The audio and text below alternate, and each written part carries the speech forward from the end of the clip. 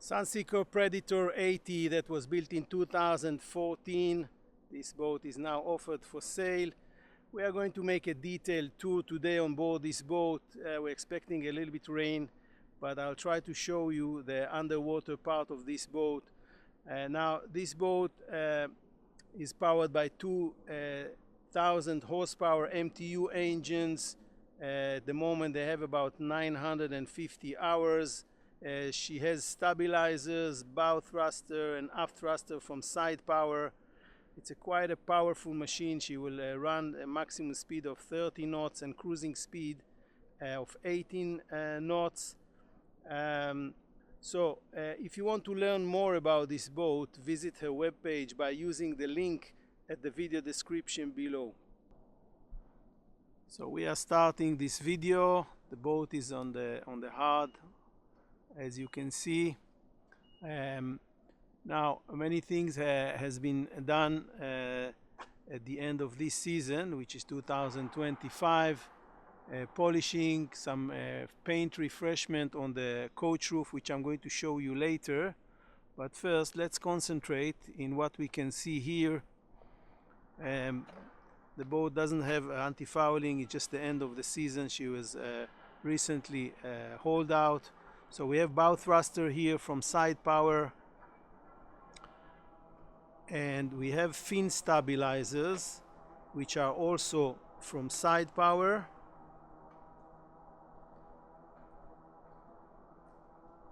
Propellers, and also aft thruster or stern thruster, and of course the flaps, which will help this boat to go into planning position. We can see the hydraulic swim platform, the mechanical construction of it from this position. Again, a quick look at the propellers with 5 blades with high step. Same here. And let's climb up because it's raining, so I'll try to get some shelter or show you the other external parts of the boat before the rain will get stronger. From this angle you can see the gel coat condition of the boat, which is pretty good. Feels fresh and shiny. Okay, we are on the swim platform. This platform is hydraulic, and we can see the garage, which is now open. This is the door of the garage, and inside there is a 4.4 meter dinghy. Stretches all the way inside. It's quite deep, so you can store here a 4.4 meter dinghy. And this dinghy sit on this track, and the arrangement is this that you lower a little bit the swim platform, and then she can be pulled out. And when you want to haul out the dinghy, there is a winch which is pulling it with electrical power. Okay, so let's climb onto the main deck. There are 5 stairs here, and this is the pocket for the passerelle. Now obviously we had to take all the cushions inside. We also washed the boat before this tour, but it started to rain and the boat is now has a little bit of dusty drops, but you can have an idea about the space which is available here at the stern. It's a sport boat, so she doesn't have fly bridge, but she has a lot of space at the aft. This whole area is full with cushions. You see it from that angle, and you can see the cushions down there under this bow of this Riva. These are the cushions which belongs to this part. Table in the center, and here there is a big barbecue station, and underneath some storage space and fridge, and on the other side there is a wet bar with with icebox, refrigerated icebox, and sink and tub. Now all the windows are already smeared with this material, which is supposed to protect them during the winter. Here on the port side there is a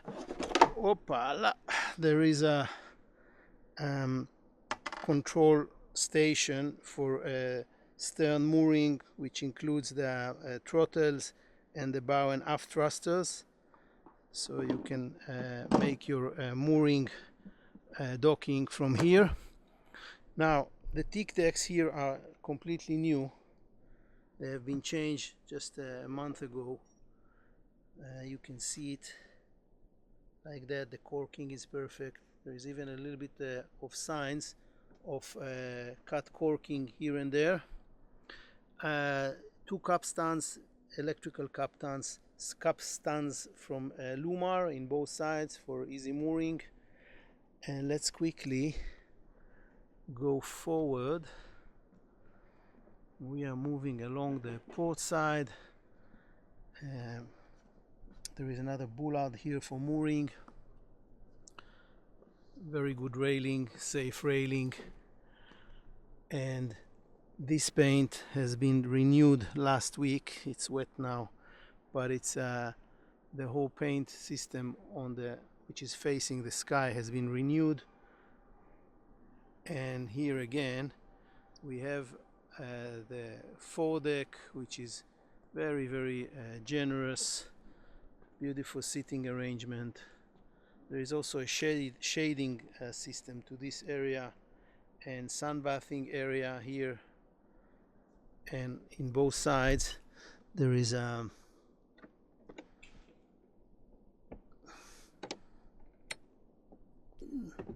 some space for storage of lines and deck equipment.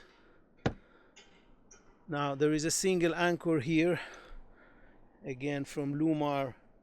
It's connected to 100 meter of chain. This chain will need to be refreshed to be anodized again, but all in all it's a minor thing. And here again you can see the quality of the new Teak deck, which is the new Teak material that has been used is in superb quality. Okay, we are facing the camera astern. It's a little bit of a grayish day, and we will proceed astern from the starboard side. More storage spaces here. Let's try to open it.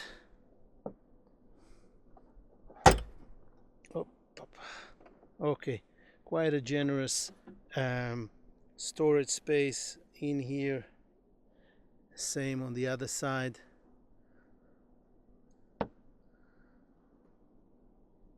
And then again the new paint that has been given these parts of the coach roof.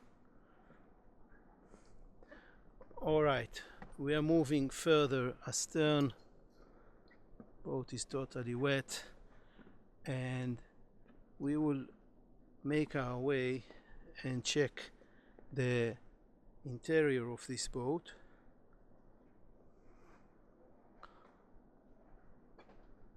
So we will start by exploring the Salon. I'm removing my shoes. It's a nice wide Salon, very comfortable seating arrangement. On the roof there is a retractable kind of awning, which you can expose yourself more to sunlight. Very large windows with curtains. Here on the port side there is a large up and down TV, and further forward there is a dining table which will seat 8 guests around it with some additional chairs.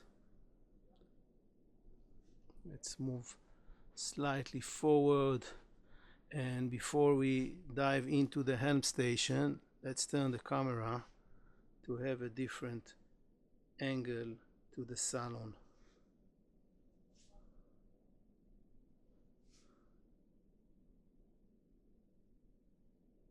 Yeah.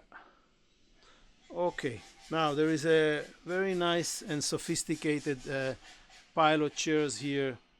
There are two chairs here, one side of the other, and this is the captain chairs, obviously, and it has electrical control of the rudder, which is this one. This one is an autopilot, and on the other side it's the throttles. So basically you can control the boat by sitting, looking forward, and have everything under your hands. The controllers for the bow and aft thrusters are here, so it's pretty cool. You have also your VHF here, and in front of you you have three huge screens which basically are from Simrad, and you can screen any piece of information. In this case you have the chart plotter, and this is the depth sounder. Here on the left side there is a ship control monitor, so you can actually check every piece of information just by clicking it, your bilge situation, overview of the tanks, and so on and so forth. And down here you have a searchlight, some buttons to control all kinds of systems, the MTU screen, which will screen the information about the 2 MTU engines, and you have a controller for the side power, stabilizer system, and the Simrad control system, which you can actually control what you want to see on the screens. So everything is under your hand and looks very sophisticated, with very good view forward and to the sides. Alright, so from here we will dive down into the guest cabins. So there are 7 stairs down, and let's have a basic understanding about the arrangement here. This is the galley. We will visit it later, and this is the corridor which leads to the VIP cabin, and on the left side, on the port side, there is another guest cabin. Here there is another guest cabin, twin bed, and just behind me and 2 stairs down it's the master cabin, and we will start from there, going down 2 stairs, and we are in the master cabin. It's a full beam master cabin. Nice sitting arrangement here, dressing point or kind of a small office. You can use them for both. And double bed, and on the far end before the camera, just in front of the camera, a lot of arrangement, storage arrangement underneath all along this side of the cabin. This is not the only storage arrangement here, so we are turning the camera, looking around. There is a big TV screen. You can watch TV while lying in your bed. And let's move to the starboard side of the cabin, and here we have 2 areas. One is the beautiful ensuite, very clean, very good light. The boat feels generally clean and has good smell, sink and toilet, and very large shower. Okay, it has also a rainfall shower here, very clean and nice. Turning back and going back into this entrance, And just in front of the camera there is a generous walk-in wardrobe with a lot of hanging arrangement. Above it a large shelf, and underneath another surface, and underneath it some drawers. So you have plenty of space for personal belonging, and this stretches into the corridor itself, so there's a lot of personal belongings here. So yeah,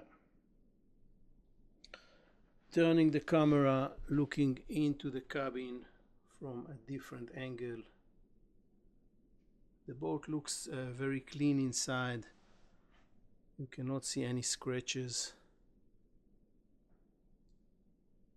Yeah, okay, so we are stepping outside of the master cabin back to the main corridor, and at my right hand side, which is the starboard side, there is a bathroom for the twin cabin, and this can be used also as a day head. Let's step into the first guest cabin, which is this one. It has 2 beds. And now there is a big curtain here, but let's try to look underneath, and big windows with an option to open this round port light when it's allowed. Now this cabin has an entrance door to the which is now locked, but this is basically leading us to the day head. It has some storage arrangement in here, hanging arrangement. Okay, stepping out to the corridor, and we are moving forward into this, along this corridor. Here the left hand side there is another guest cabin, which is a bank bed cabin with 2 beds. Now it is pretty stuffed with cushions, a little bit of water, toys. And this cabin will let's see, has this storage,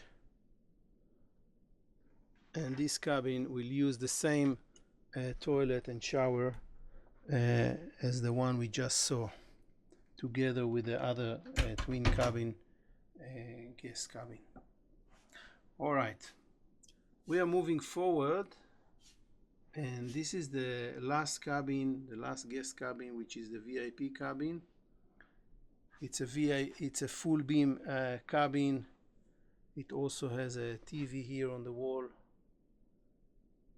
and it also has a hatch on the top. You can open it for extra light and as an emergency exit. To my left there is a small dressing arrangement, and here a hanging locker, and on the other side, which is the starboard side, there is an ensuite for this cabin, which is quite nice and generous. Toilet and shower and sink. So all in all, we have 4 cabins here. The master cabin has its own ensuite. The VIP has its own ensuite, and the 2 guest cabins with the 2 beds, with the 2 single beds, they are sharing one bathroom, which is also used as a day head. Okay, we are moving astern and turning right into the galley. It's quite a good and well arranged galley with generous working surfaces all around, and a lot of storage spaces. Let's dive quickly into the details. So I'm going to move a little bit a chair here to show you the fridge. Okay, so the large fridge and underneath there are drawers for vegetables. It's a little bit rust inside here. It's not a big thing to repaint it. It seems that the tracks are working well. Another drawer here for a freezer. So all in all, it's quite good capacity of refrigeration. There is a dishwasher here from Miele. Let me see.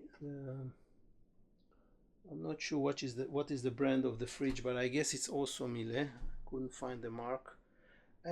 Deep sink, and to the right of it there is a stove, induction stove from Miele, and oven down here, and then again a lot of storage capacity for cutlery, and up here spices behind me. Yeah, another deep capacity for storage. What can we find here? More storage. So all in all, it's a good galley for this size of the boat. It seems to be in good condition. Flooring is in good condition. Yeah. Okay, so we are climbing back to the main deck, and our last station for today will be the engine room. But just before that, I want to show you the way to the crew cabins. There is a small crew cabin here with 2 beds, and the way to reach it, let me put my shoes on.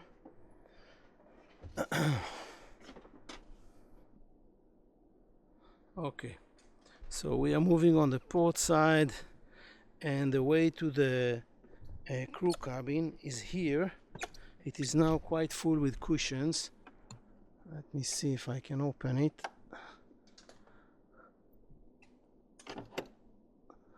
Okay, so this is how it gets open, and this is how it looks. There are 3 stairs here. There is 1 bed here which is full with the cushions to avoid them to get wet from the rain. Another bed down there, a toilet and shower, and just behind this small door there is a combined washing and dryer machine. All in all, it's a pretty good cabin for 2 for this size of boat. Okay, so we are stepping outside of the crew cabin. Let me close it, and we will move to have to explore the last station for today, which is the engine room. And the access to the engine room is via this triangle hatch, and I'm going to see you there in a second. Okay, so we are in the engine room. Let's have a quick look around first to try to understand the volume here. You can see one of the main engines, the port side engine, and we are facing the camera forward. We see the air conditioning, compressors, some electrical panels, and to my right the starboard engines. The engines are from MTU. Each one has 2000 horsepower, and these engines will push this boat to a maximum speed of 30 knots and cruising speed of 18 knots. Now at the moment they have about 950 running hours. We can see more panels here, some inverters and chargers from Victron Energy, these blue things. And here we can see the water maker from Salon. This will produce 180 liters per hour. And to reach the generators we need to crawl a little bit. This is a sport boat, so the whole the fact that she has also This big garage is compromised a little bit with space here, make things lower. So this is one generator from Cummins. Each generator is with 27 kilowatts, and at the moment approximately 4,700 hours. The other generator is just in front of the camera. Here to my left there is the hydraulic power unit from Side Power. This is providing power to the stabilizers, the bow thruster and the aft thruster. Up there, this yellow thing is the shore power cable, and it has a big drum which is automatically collecting it.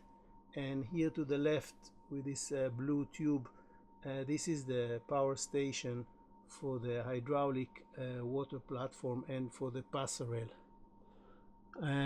Some air vents. It's a little bit squeezed here, but every system is reachable. And that was the engine room. Now let me remind you that if you want to learn more about this boat, visit her webpage by using the link at the video description below.